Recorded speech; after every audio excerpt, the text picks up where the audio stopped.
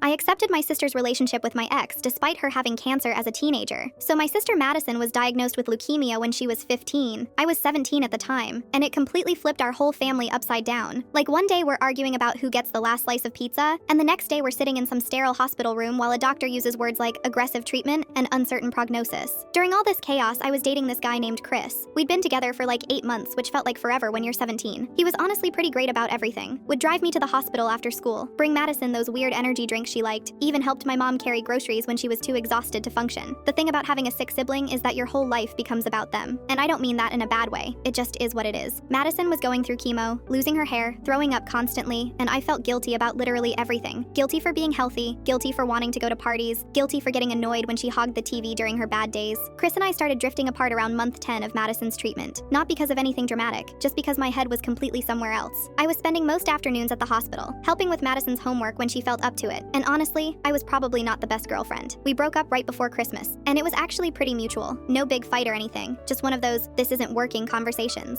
What I didn't expect was for Chris to keep showing up. Like the breakup happened, but he still came by the hospital sometimes, still brought Madison those drinks, still asked my mom if she needed help with stuff. I figured he was just being nice during the transition period, you know. But then Madison started getting better. Her counts improved, she finished treatment, and slowly things started feeling normal again. Except Chris was still around, a lot. And I started noticing the way he looked at Madison, and the way she looked at him. Madison had changed during treatment. Not just physically, though she looked different, skinnier, with this short pixie cut when her hair grew back. But she was more mature, more serious about stuff. She'd always been the funny one in our family. But now she had this depth to her that made her seem older than 18. The first time I caught them holding hands was in our kitchen. I came downstairs for water and there they were, just sitting at the counter talking quietly, fingers intertwined. Madison saw me first and her face went completely red. Chris looked like he wanted to disappear into the floor. That's when Madison told me they'd been talking more during her recovery, and feelings had developed. She was crying, saying she never meant for it to happen, that she would end it if I wanted her to. Chris was just standing there, looking miserable. I wasn't even that mad. Like, I was confused and hurt, and definitely felt weird about it, but I wasn't angry.